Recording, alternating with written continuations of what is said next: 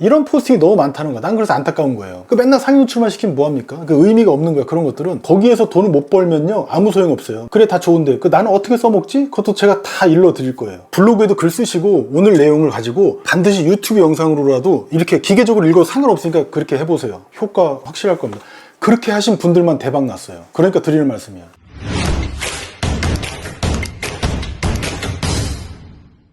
정혜님, 네. 블로그 포스팅 보면은 제가 보기엔 사실 다 똑같아 보이는데 정말 돈을 벌어다주는 블로그 포스팅이랄까요? 그런 게 존재하긴 하나요? 당연히 존재하죠. 저도 글 수백 개를 써도 한 푼도 못 벌던 시절도 있었고 그 뒤로 이제 요 정도 방법을 알게 된 후로는 뭐 글 한 개로 1억을 벌기도 했어요. 근데 어디서 이런 차이가 나는지 비법까지는 아니고 진짜 간단한데 방법을 좀 말씀드릴게요. 근데 중요한데 쉽습니다. 근데 제가 좋아요 덕후라서 좋아요는 좀 눌러주세요. 그거 하려고 저는 영상 찍거든요. 그리고 이번에 책도 새로 나왔는데 마케팅 초심자는 이 책 한번 읽어보세요.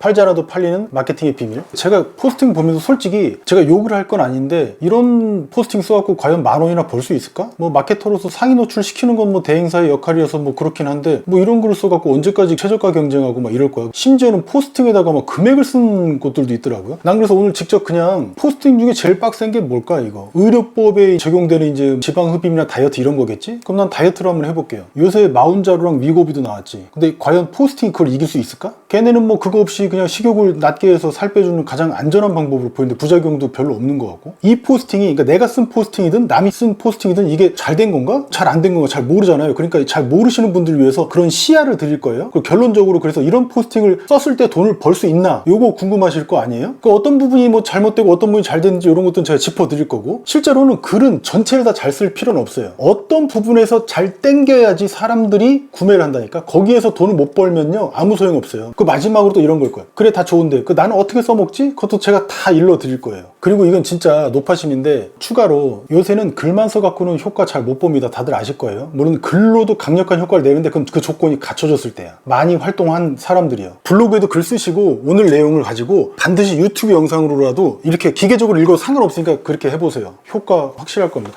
그렇게 하신 분들만 대박 났어요. 그러니까 드리는 말씀이야. 자 그럼 제가 다이어트를 한번 검색해 볼게요. 다이어트라는 주제는 의료법 때문에 진짜 빡센데 경쟁 때문에 이 업계의 경쟁 때문에 더 빡센 거예요. 그러니까 더 잘 써야 돼 사실은. 돈을 많이 들 거 아니야 이게. 근데 이렇게 어려운 걸 봤다가 쉬운 거 쓰는 건 일이 아니겠죠? 이것도 광고까지 태웠네? 브랜드 콘텐츠? 얼마나 잘 썼는지 한번 보겠습니다, 한번. 블러 처리할 테니까 제가 이 업체랑 싸우려는 거 아니에요. 그 마케터 해고하지 마세요. 제가 잘 썼을 수도 있어. 그럼 칭찬할 거고 못 썼으면 내가 욕할 거야. 지방 흡입 꼼꼼하게 체크하기 요거 있네요. 자, 볼게요. 제가 근데 직접적인 포스팅은 보여드리지 않을 거고 대부분 블러 처리할 겁니다. 왜냐하면 이 업체가 좋든 싫든 싫어할 수 있잖아요. 여러분들 느낌만 보세요.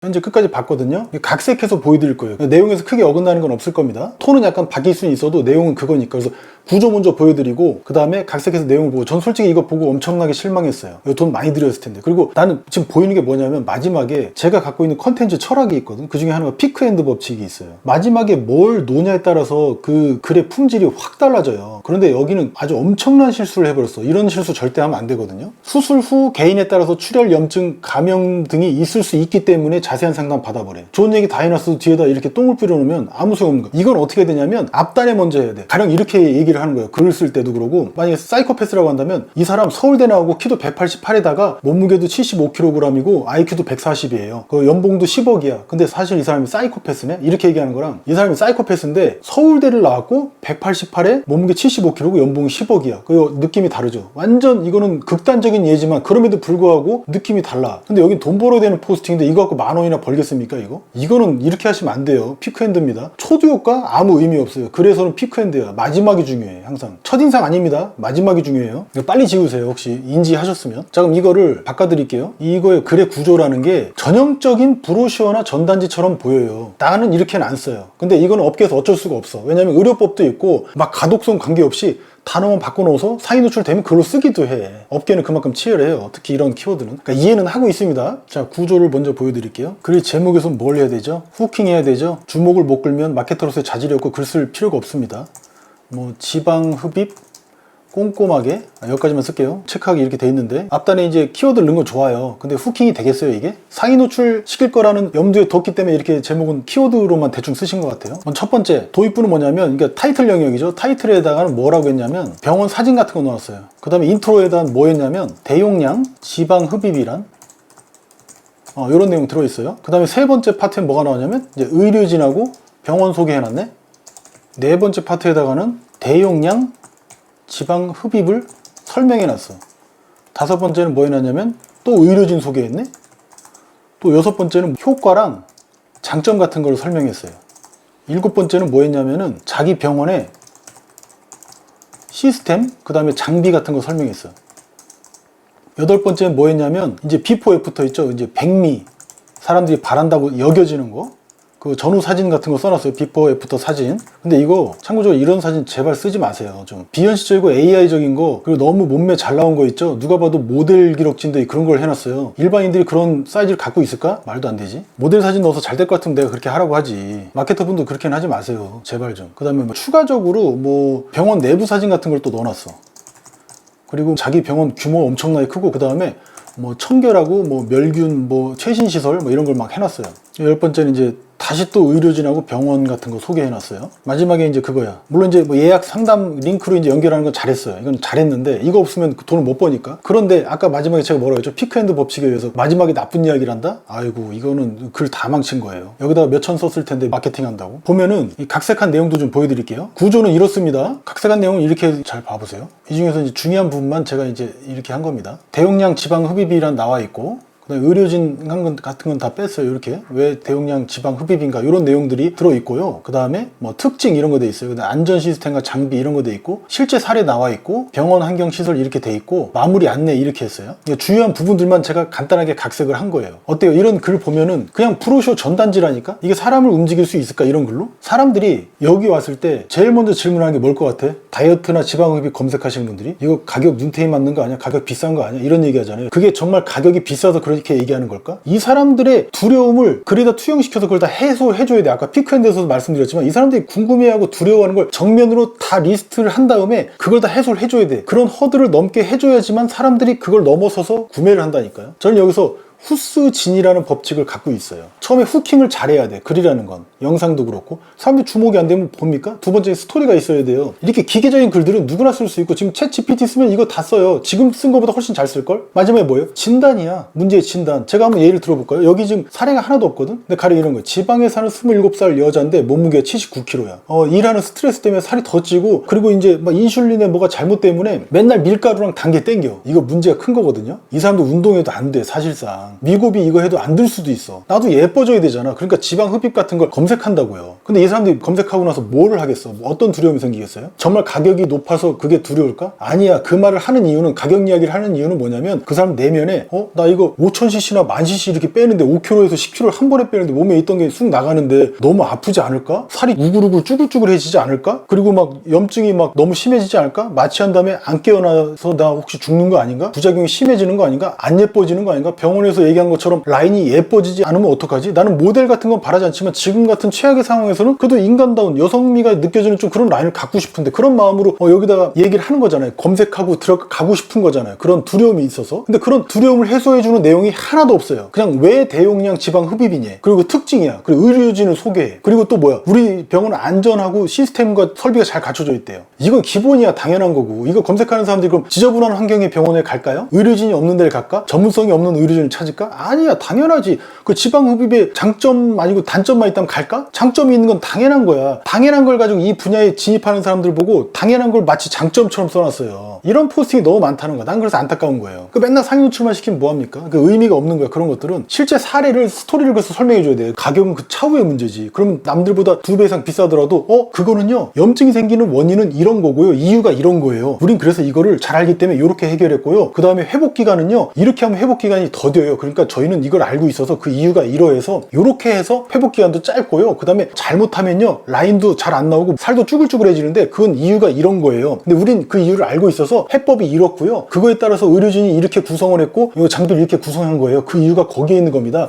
라고 이렇게 써주면 어떨까요? 안심하겠죠? 그리고 아픈 건요 왜 아프냐면 이것 때문에 이렇게 아픈 거예요. 근데 그 아픈 이유는 이건데 우린 그걸 이유를 알고 있어서 아픈 걸 통증을 경감시키는 이런 프로그램도 있어요. 혹은 이런 약제가 있거나 이런 마련이 있어요. 또는 이런 노하우가 있어요 라고 여기 포스팅에 다 썼다면 얘기가 길 거라고 생각하나요? 아니에요. 이 사람이 내심으로 바라는 것들이 그 글에 다 나와 있으면 그게 베스트인 거예요. 사람들이 구매를 하고 싶어도 못하게 만드는 방해 요소들이 있는데 그걸 전혀 치우질 않았어요. 그래서 아까 전에 그 스토리가 들어가는 거예요. 79구령 그 여자들도 그런 문제점과 두려움, 불안감을 갖고 있었는데 우리 병원에서 이렇게 잘 설명을 해줬고 그 이분이 그럼 믿고 한번 해봅시다 해서 했고 실제로도 기대 이상으로 잘 나왔네요 라는 그 스토리만 있다면 사람들이 불안에 떨까? 안심할까? 이런 포스팅을 쓴 곳이 잘 없어요. 왜 그런지 모르겠어. 알고리즘이 뭐가 그렇게 중요하다고? 이걸 가지고 잘 쓴 다음에 글로 포스팅도 올리고요. 조회수나 상위 노출은 거기서 하는 게 아니고요. 영상에다 올리는 거예요. 틱톡, 릴스, 유튜브에 그 내용 올려보세요. 조회수가 17회가 나왔든 170회가 나왔든 1700회가 나왔든 10중 8구 8명이나 9명은 싫어할 수도 있지만 한두 명은 거기에 납득되잖아요. 상위 노출된 거 조회수가 얼마나 나오나요? 30회, 40회 나오나요? 잘 안 나오잖아요. 그 글도 쓰는 건 당연하지만 유튜브 영상까지 해서 올리시라는 거예요. 이런 글로는 제가 볼 때는 승부가 절대 나질 않습니다. 앞으로 더 힘들고 더 경쟁을 해야 되고 더 막 이렇게 해야 되니까 난 그게 너무 안타까운 거예요. 그래서 제가 이제 상욕 방보라는 개념이 있어요. 이건 너무 쉬워요. 4가지 요소인데 최근에도 말씀드린 적이 있는데 이 포스팅을 보시기 전에 이 기준만 알고 계시면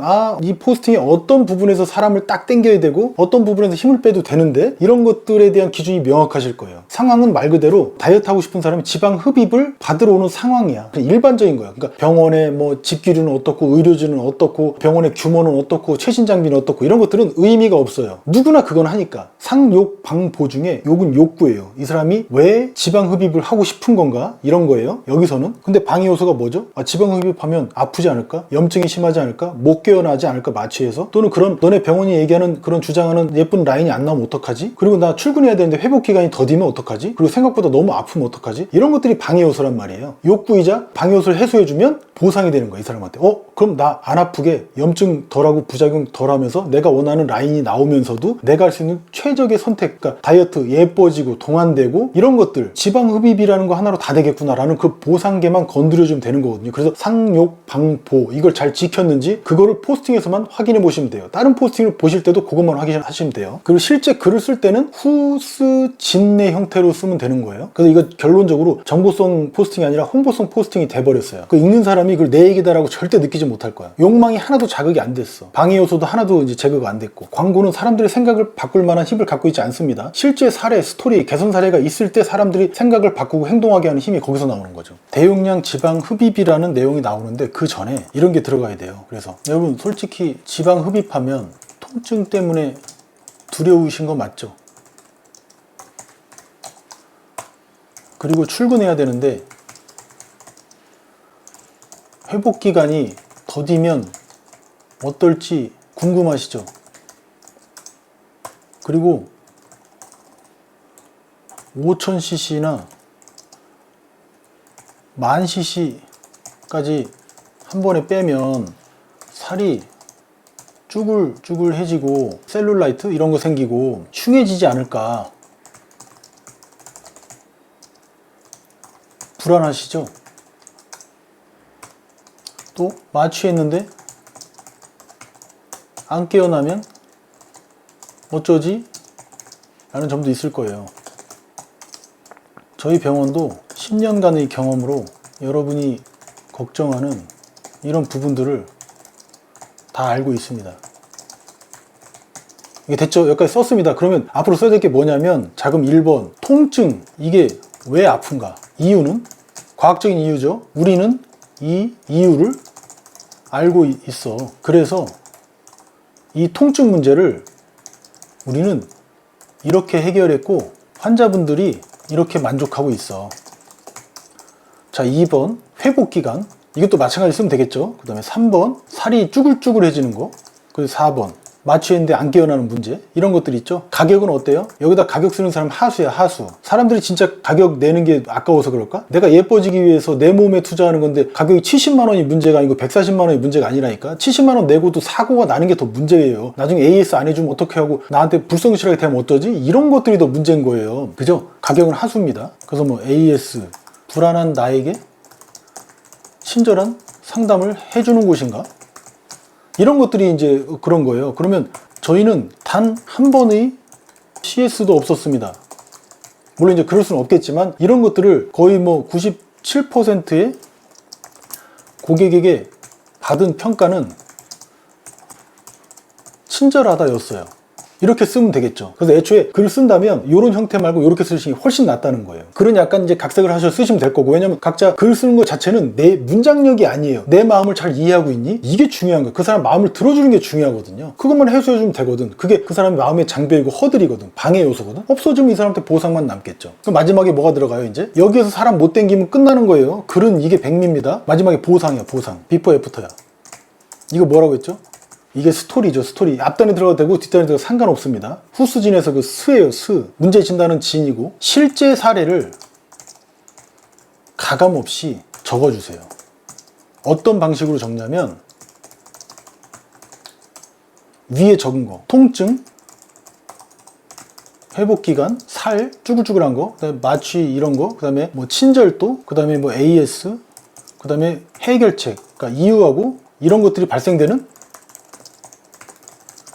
이유와 해결책, 이런 것들이 다 녹아 있어야 돼. 그 스토리에. 그게 다 전체 멱살 잡고 가거든요. 다른 업계도 마찬가지겠죠. 의료법 이거는 잘 준수하세요. 뭐 불필요한 거, 추상적인 거, 그리고 확정적으로 뭐 이게 무조건 됩니다, 이런 것만 안 하시면 돼요. 의료법은 챗GPT에 쳐보세요. 의료법 그 관련해서는 주의사항 다 나오니까요. 이런 것들이 녹아 있을 때 스토리에 그 이야기예요. 스토리라고 대단한 게 아니고 그 이야기야. 그럼 이 이야기가 뭐가 되냐면 내가 이 병원에 와야 될 이유가 나온 거예요. 아, 나 이 병원에 가야겠구나, 갈 수밖에 없구나라는 당위성, 명분이 나오는 겁니다. 그래서 스토리가 굉장히 중요해요. 환자한테 받은 스토리 한 개만 있으면 돼. 그걸 앞단에 반드시 넣으세요. 여기엔 그게 다 빠졌어. 이 보상에서요, 그러니까 이 스토리가 제대로 들어가 있고, 그 다음에 사람들의 방해 요소들이에요. 말하자면 이게 아래가 방해 요소의 리스트야, 리스트. 요것들을 다 깨주면 돼. 전문가인데 이유를 알잖아요. 그렇게 포스팅하시고, 만약 마케터한테 부탁할 거면 그렇게 써달라고 얘기하시면 돼요. 결국에 핵심 뭐다? 글은 내가 보는 게 아니고 상대방을 설득하려는 거 아니에요. 상대방하고 싸우려는 것도 아니고 상대방의 편에 서서 그 사람 입으로 얘기하는 글이 나와야 돼. 영상도 그렇고. 그래서 이 내용이 그대로 나오면 영상으로 그대로 말해보세요. 포스팅한 거를 그 전에 거랑 비교해보세요. 비교할 수 있으면 아마 비교 자체가 안 될 거예요. 이런 글과 영상이 10개만 쌓여있다면요, 조회수가 500회씩밖에 안 나왔다고 쳐봅시다. 근데 10중 8군 또 싫어한다고 쳐봅시다. 이렇게 썼음에도 불구하고, 그러면 확률적으로 계산을 해보자고요. 500 곱하기 10개니까 5,000회가 나왔죠. 근데 5,000회 중에 90%가 싫어했어. 10%만 좋아했어. 그럼 500명은 내 고객이네. 그죠? 이 10개도 못해? 그럼 말이 안 되죠. 나중에 10개 정도 썼다면 그게 마케터든 의사 선생님이든 뭐 아니면 개인 프리랜서 작가든지 간에 이런 거 10개만 써보시면 매출이 확 올라가는 게 느껴질 겁니다. 핵심은 이 글을 보는 사람, 이 영상을 듣는 사람, 보는 사람이 주인공이어야 되는 겁니다. 오늘 정리하면 돈 되는 포스팅은요, 후스진을 이제 기억했느냐, 그리고 상욕 방보 중에 욕구, 방해 요소, 보상계를 건드렸느냐, 요것만 핵심입니다. 거기에서 사람들을 바꾸지 못하면 돈 못 벌어요. 거기서 쫙 당겨야 되는데 쫙 당겨야 될 구간이 밋밋해. 아예 없거나. 그것만 문제가 되는 거고, 그런 관점에서 한번 보시면 돼요. 앞으로도 이렇게 실전적으로 이제 강의 형태로는 하지 않고요. 여러분들이 쓰신 이제 포스팅, 물론 이제 랜덤하게 고르겠습니다만 키워드, 뭐 책, 그다음에 뭐 홈페이지 문구, 바깥에 있는 플랜카드, 또는 뭐 네이버 파워링크의 문구, 이런 것들도 제가 이제 겁나게 까드릴게요. 그리고 돈 버는 걸로 바꿔드릴게요. 개선할 수 있는 꿀팁을 드리겠습니다. 그것만 해도 충분하다는 생각이 들고, 그러니까 이런 것들이 왜 잘 팔리고 안 팔리는지를 제가 꼼꼼하게 체크를 해드릴게요.